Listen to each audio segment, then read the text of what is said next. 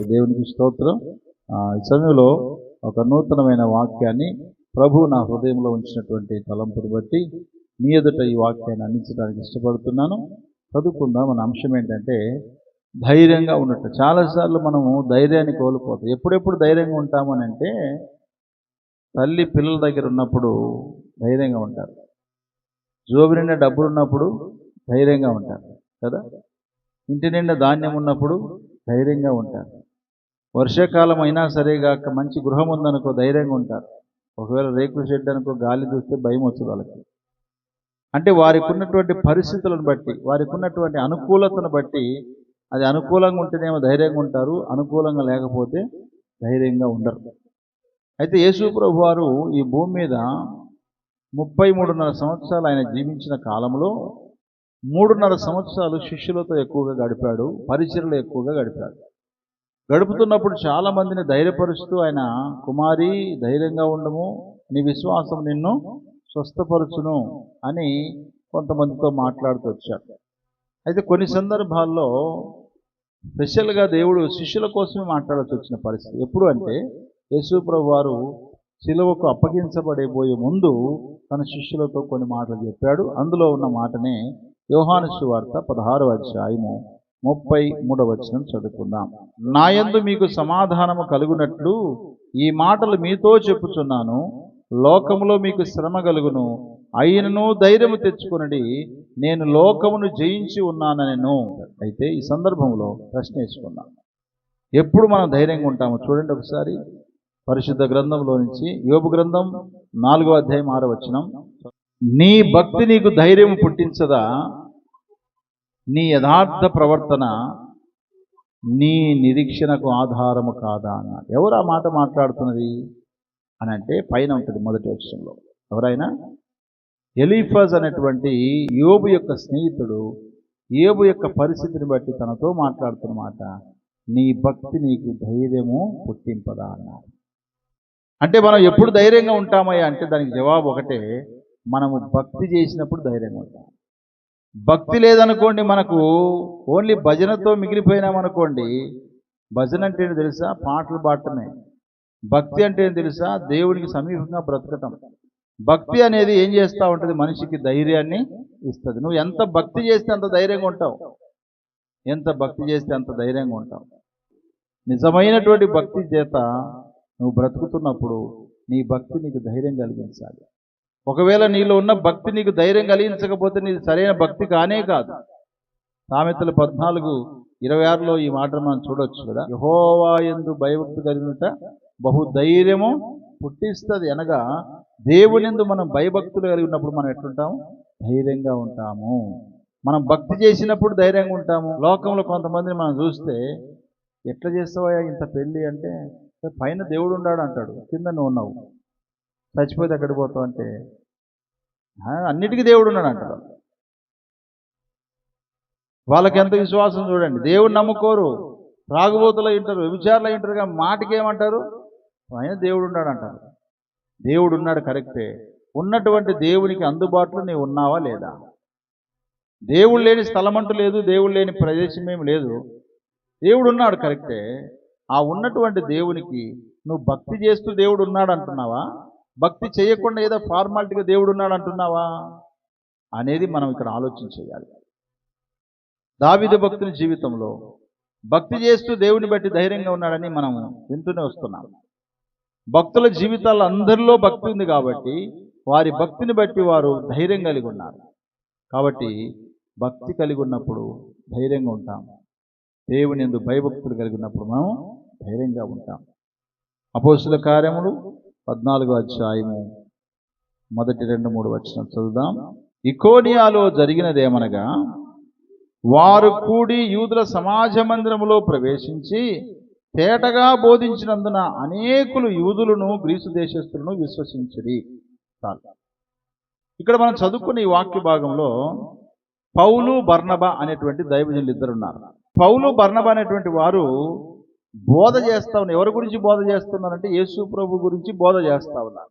ఈ బోధ చేస్తూ వాళ్ళు ఇకోనియా అనే ప్రదేశానికి వచ్చారు. ఆ ప్రాంతం పేరు ఇకోనియా. ఈ ఇకోనియా ప్రాంతంలో దేవుని సువార్తను ప్రకటించినప్పుడు వాళ్ళు ఎలా ప్రకటించారంట? తేటగా బోధించారంట. హల్లెలూయా. తేటగా బోధించినందున, జాగ్రత్తగా వినండి ఈ మాట, మనం ఏదైనా సరే తేటగా ఉండాలి. మన బ్రతుకు తేటగా ఉండాలి, మన మాటలు తేటగా ఉండాలి, మనం చేసే బోధ కూడా తేటగా ఉండాలి. సగం తేటగా అంటే అర్థం ఏంటంటే కన్యగా అని అర్థం, లేదా శుభ్రముగా. అంటే వాళ్ళ బోధలో ఏమాత్రం కూడా కల్పితం లేదు, ఉన్నది ఉన్నట్టుగా బోధిస్తున్నాడు పౌలు బర్నబా. ఈ తేటైనటువంటి బోధ బోధించినప్పుడు అనేకులు యూదులను గ్రీసు దేశస్థులు దేవుని యందు విశ్వాసం ఉంచారంట. హల్లెలూయా. ప్రభునందు విశ్వాసం ఉంచారు. ఇప్పుడు విశ్వాసం ఉంచిన తర్వాత చుట్టుపక్కల వాళ్ళు ఏం చేయాలి? కట్టెలతోనో రాళ్లతోనో కొట్టి ఊర్లో నుంచి వెళ్ళగొట్టాలి, అంతే కదా. ఎందుకంటే వాళ్ళు నమ్మింది ప్రభువును కాదు, వాళ్ళు నమ్మింది యెహోవానని నమ్ముతున్నారు అంతే, యేసును మాత్రం నమ్మట్లేదు వాళ్ళు. అలాగే విగ్రహారాధనలో ఉన్నవారు కూడా యేసును దేవుడని నమ్ముకున్నారు అక్కడ. అది గమనించినటువంటి యూదులు వాళ్ళు ఏం చేస్తున్నారో తెలుసా? 2వ వచనం చదువుదాం. అయితే అవిధేయులైన యూదులు అన్యజనులను పురికొలిపి వారి మనసులలో సహోదరుల మీద పగబుట్టించిరి. ఏం పుట్టించారంట? పగబుట్టించారంట. వాస్తవంగా ఒక వ్యక్తికి ప్రేమను పుట్టించాలి కానీ పగను పుట్టించకూడదు. పగ పట్టడం మంచిది కాదు, పగను పుట్టించడం కూడా మంచిది కాదు. పగను చల్లార్చవలసినటువంటి వారు పగను పెంచుతూ ఉన్నారు. ఇక్కడ చాలామంది జీవితాల్లో దేవుడు నమ్ముకుంటారు, దేవుని బిడ్డలని చెబుతుంటారు, కానీ పగను పుట్టించేవారు చాలామంది మన ఇరుగు పొరుగు వారు ఉంటారు. జాగ్రత్త ఉండాలి. కొంతమంది అంటుంటారు కదా, పొమ్మను లేక పొగ పెట్టారంటారు కదా. పొమ్మను లేక ఏం చేస్తారు? పొగ పెడతారు. ఆ కళ్ళు మంటకి బయటికి వెళ్ళిపోయి అట్లా వెళ్ళిపోతారు ఇంట్లో నుంచి, అంతే. అలాగే కొంతమంది సమాధానంగా సంతోషంగా ఉన్నప్పుడు, భార్యాభర్తలు అనుకూలంగా ఉన్నప్పుడు, సంఘము సేవకుడు బాగున్నప్పుడు, లేదా ఆత్మీయ సహోదరులు కలిసి ఉన్నప్పుడు కొంతమంది ఏం చేస్తారంటే వాళ్ళ మధ్యలో మిత్రభేదాలు కలుగజేసి వారి మీద వీళ్ళకి, వీళ్ళ మీద వాళ్ళకి ఏం చూపిస్తారు? పగను పుట్టించేవారు చాలామంది ఉంటారు.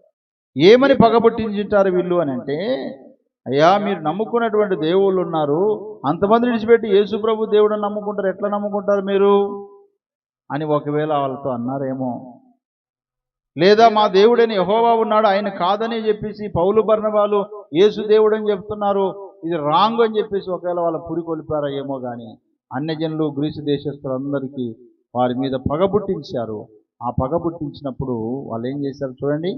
కాబట్టి వారు, 3వ వచనం, కాబట్టి వారు ప్రభువును ఆనుకొని ధైర్యంగా మాట్లాడచ్చు అక్కడ బహుకాలము గడిపిరి అన్నాడు. హల్లెలూయా. అనగా ఎప్పుడు మనం ధైర్యంగా ఉంటామంటే ప్రభువుని ఆనుకొని ఉన్నప్పుడు. ఆ చుట్టుపక్కల వారందరూ కూడా ప్రభుకు దూరం చేయడానికి, పౌలు బర్నబాల్ని చంపడానికి, కొట్టడానికి, పగబుట్టించడానికి ప్రయత్నాలు చేస్తున్న ఆ సమయంలో ప్రభువు మీద ఆనుకొని వాళ్ళు ధైర్యంగా మాట్లాడారు.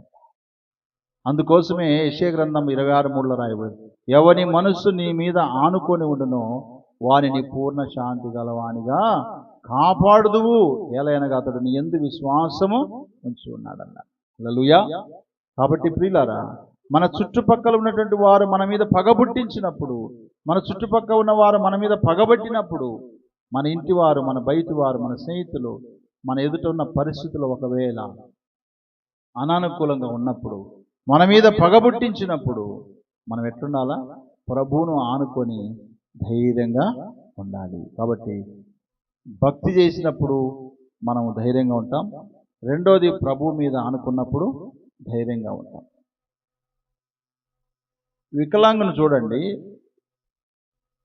ఆయన మామూలుగా నిలబడినప్పుడు ధైర్యం ఉండదు వాళ్ళకి. ఎప్పుడు ధైర్యం ఉంటుంది వాళ్ళకి? కర్ర సపోర్ట్గా ఉన్నప్పుడు. ముసలోళ్ళని కూడా చూడండి, వాళ్ళ చేతిలో కర్ర ఉంటే వాళ్ళకున్న ధైర్యం అంత ఇంత కాదు. రారే చూద్దాం అంటారు పిల్లల్ని, ఎందుకంటే చేతిలో కర్ర ఉంది కాబట్టి. మనకు అవసరమైన పరికరాలు ఉండి కూడా చేయలేకపోతే అది సోమరితనం అవుతుంది. కానీ ఆ పరికరాలు లేకపోతే మనకు అధైర్యం వస్తుంది.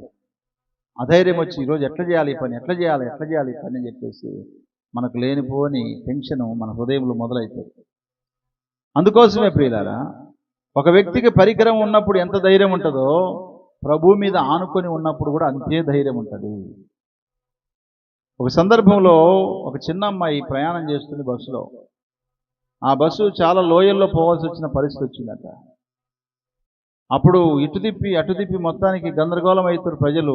చివరికి వారు అనుకుంటున్నారు, ఇక మేము చచ్చిపోతాము, అయిపోయింది మా జీవితం అన్నంత స్థితిలోకి దిగజారిపోయారు. కానీ ఆ బస్సులో ఒక చిన్న అమ్మాయి మంచిగా పాటలు పాడుతూ చప్పట్లు కొడుతూ హ్యాపీగా తిరుగుతుందంట అటు ఇటు. అప్పుడు ఆ అమ్మాయిని పట్టుకొని, ఏ అమ్మాయి నీకు బుద్ధి ఉందా లేదా, ఈ లోయల్లో బస్సు పడిపోద్దని మేము కేకలు వేసుకుంటూ అల్లాడిపోతున్నాం, ఎందుకు ఆ విధంగా చప్పట్లు కొడుతూ పాటలు పాడుతూ ఇంత హ్యాపీగా ఉన్నామంటే ఆ అమ్మాయినంట, ఈ బస్సు నడిపేది ఎవరో కాదు మా డాడీ అని చెప్పిందంట. హల్లెలూయా. ఎవరు? వాళ్ళకి తెలియదు వాళ్ళ డాడీ బస్సు నడుపుతున్న సంగతి. మన జీవితంలో కూడా ప్రభు మన జీవితాన్ని నడిపిస్తూ ఉంటాడు. మనం కలవరపడాల్సిన అవసరం లేదు, బాధపడాల్సిన అవసరం లేదు, కృంగిపోవాల్సిన అవసరం లేదు. మనం నడిపించే ప్రభు ఏం చేస్తారు, మనల్ని తీసుకువెళ్తాడు. తన తండ్రి మీద ఆనుకొని ఉంది కాబట్టి, తన తండ్రి మీద ఆధారపడింది కాబట్టి అమ్మాయి హ్యాపీగా ప్రయాణం చేస్తుంది. కానీ మిగతా వాళ్ళకి ఆయన తండ్రి కాదు, ఆయన గురించి వీళ్ళకి అసలు తెలియదు. లోకమంతా గందరగోళమైన ప్రభుని నమ్ముకున్న బిడ్డలుగా మనం ఎట్లుండాలి, ఆయన మీద ఆనుకొని బ్రతకాలి. ఆయన మీద ఎప్పుడైతే నువ్వు ఆనుకొని బ్రతుకుతావో తప్పకుండా ఎట్లుంటావు, నువ్వు ధైర్యంగా ఉంటావు. ఆయన మీద ఆనుకోకుండా దూరంగా పోయామనుకోండి, రోజు రోజుకు దేవునికి దూరం అయిపోయే కొద్దీ నీకు భయం ఎక్కువైతే తప్ప నీకు ధైర్యం అనేది రానే కాదు. కాబట్టి ఆయన మీద ఆనుకున్నప్పుడు మనం ధైర్యంగా ఉంటాం. అపోస్తుల కార్యములు 4వ అధ్యాయము 31వ వచనం. వారు ప్రార్థన చేయగానే వారు కూడి ఉన్న చోటు కంపించెను. అప్పుడు వారందరూ పరిశుద్ధాత్మతో నిండిన వారై దేవుని వాక్యమును ధైర్యంగా బోధించిరి అన్నాడు. హల్లెలూయా. పరిశుద్ధాత్మతో మనం నిండుకొని ఉన్నప్పుడు ధైర్యంగా ఉంటాం. ఇది గుర్తుపెట్టుకుందాం. దేవుని ఆత్మచేత మనం నింపబడినప్పుడు, దేవుని ఆత్మచేత నడిపించబడుతున్నప్పుడు, దేవుని ఆత్మను మనం కలిగి ఉన్నప్పుడు ఖచ్చితంగా ఎట్లుంటో తెలుసా, ధైర్యంగా ఉంటాం. దేవుని ఆత్మచేత నింపబడ్డవాడు, దేవుని ఆత్మచేత నడిపించబడ్డవాడు యోసేపు ఐగుప్తులో ఎట్లా ఉన్నాడు, ధైర్యంగా ఉన్నాడు. అంతే. దేవుని ఆత్మ కలిగినటువంటి దానియేలు సింహాల బోన్లో ఎట్లున్నాడు, ధైర్యంగా ఉన్నాడు. దేవుని ఆత్మ కలిగినటువంటి బెసలేలు దేవుని కోసము ప్రత్యక్ష గుడారమును, దాని పరికరాలను కూడా తను ఏం చేశాడు, సిద్ధం చేశాడు పిల్లల. కాబట్టి చదువుకున్న ఈ వాక్య భాగాన్ని బట్టి కూడా మనం ఆలోచన చేస్తే వారికి ఎన్నో బెదిరింపులు వచ్చినాయి. యేసు నామాన్ని బట్టి బోధించొద్దని చెప్పారు. అలాంటప్పుడు పేతురు ఈ మాటలు మాట్లాడాడు, యోహాను ఈ మాటలు మాట్లాడాడు. చదవండి ఆ మాట. అపోస్తుల కార్యము 4వ అధ్యాయం 13వ వచనం. వారు పేతురు యోహానుల ధైర్యము చూసినప్పుడు వారు విద్యలేని పామరులని గ్రహించి ఆశ్చర్యపడి వారు యేసుతో కూడా ఉండిన వారిని గుర్తిరిగిరి. అనగా ప్రభువుతో ఉన్నటువంటి వారు గనుక పరిశుద్ధాత్మను కలిగి ఉన్నారు. వీళ్ళు దేవుని మీద ఆనుకొని జీవిస్తున్నప్పుడు, ప్రభువును మనం కలిగి ఉన్నప్పుడు మన లోపల ఉన్న దురాత్మ వెళ్ళిపోయి ఏ ఆత్మ వస్తుంది, పరిశుద్ధాత్మ. అనగా దేవుని ఆత్మ మనలో నివాసం చేస్తుంది. దేవుని ఆత్మ మనలో నివాసం చేసినప్పుడు ఆటోమేటిక్గా మనం ఎలా ఉంటాం, ధైర్యంగా ఉంటాం. చూడండి అపోస్తుల కార్యములు 4వ అధ్యాయం 30వ వచనం.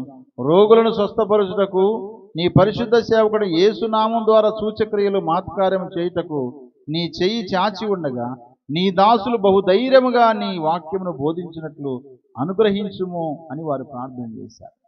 అనగా తన దాసులకి, తన పిల్లలకి దేవుడు ధైర్యం ఇవ్వడానికి ఎప్పుడు సిద్ధంగా ఉన్నాడు. కానీ ప్రార్థన చేయాలి, ప్రభువా నీ అభిషేకం చేత, నీ పరిశుద్ధాత్మ చేతను నింపండి నాయన, నీ ధైర్యం చేతను నింపండి ప్రభు అని వారు ప్రార్థన చేశారు. అందుకోసమే వారు దేవుని వాక్యమును ధైర్యంగా బోధించారంట. దేని ద్వారా?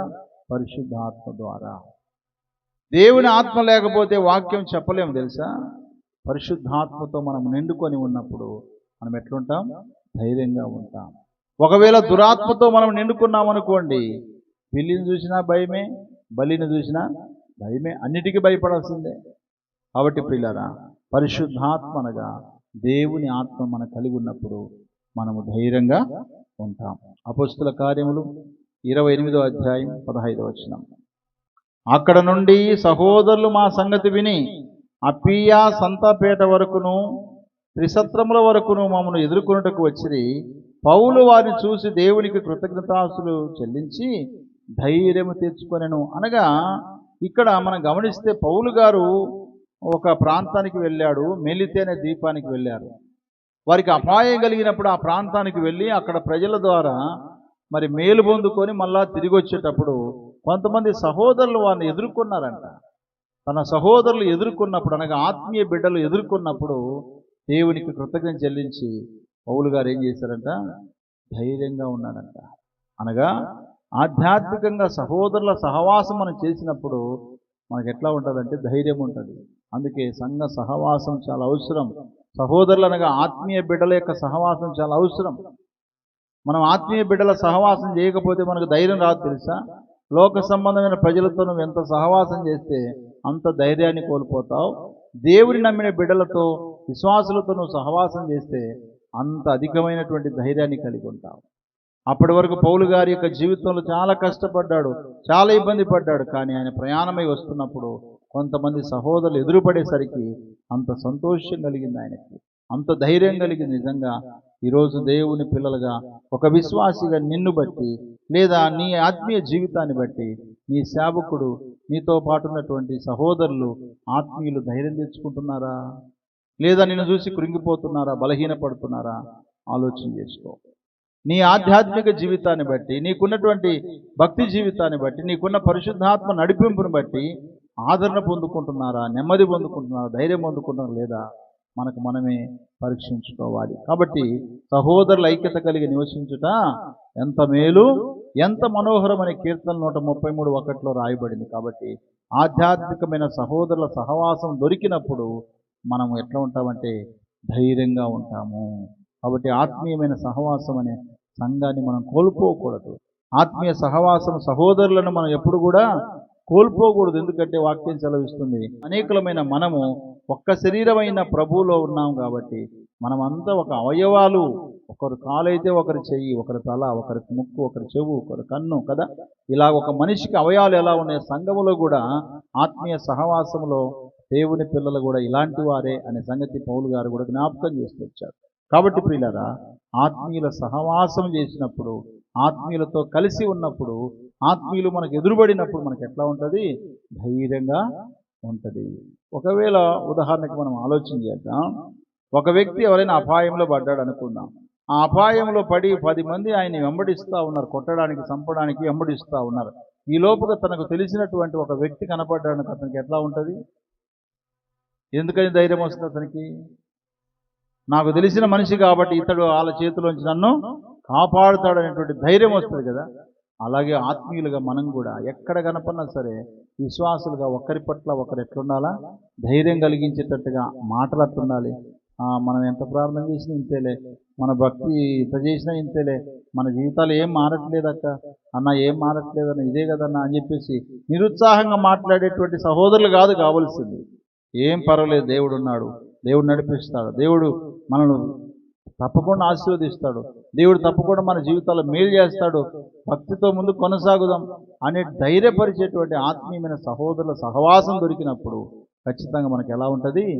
ధైర్యం ఉంటుంది. 2వ కొరింథీయులకు రాసిన పత్రిక 3:12-13. తగ్గిపోతున్న మహిమ యొక్క అంతమును ఇశ్రాయేలు తేరి చూడకుండానట్లు మోషే తన ముఖ మీద ముసుగు వేసుకొనెను. మేమట్లు చేయక ఇటు నిరీక్షణ గలవారమే బహు ధైర్యంగా మాట్లాడుతున్నామని పౌలు గారు ఇక్కడ మాట్లాడుతున్నాడు. అనగా పాత నిబంధనలో ఉన్నటువంటి ఇశ్రాయేళ్ల పక్షమున నాయకత్వం వహించిన మోషే సీనాయి కొండ నుంచి కిందికి వచ్చినప్పుడు ఆయన ముఖం మెరిసిపోతుంటే ఆయన ముసుగేసుకున్నాడంట. ఆయన ముఖాన్ని వీళ్ళు చూడలేకపోయారు కింద ఉన్న ప్రజలు. ఎందుకంటే ఆయన సీనాయి కొండ మీద నుంచి దేవుని దర్శించి, దేవుడి దర్శనం చేత ఆయన కిందికి వస్తున్నాడు. ఆయన ముఖము మెరుపు వలె మెరుస్తుందని చూడలేకపోయారు ప్రజలు. అప్పుడు ఆయన ముసుగు వేసుకున్నాడంట. ముసుగు వేసుకున్నాడు గనక ఆయన వలే కాదు, కానీ మేమైతే అట్లా చేయట్లేదు, కానీ ఏం చేస్తున్నాం?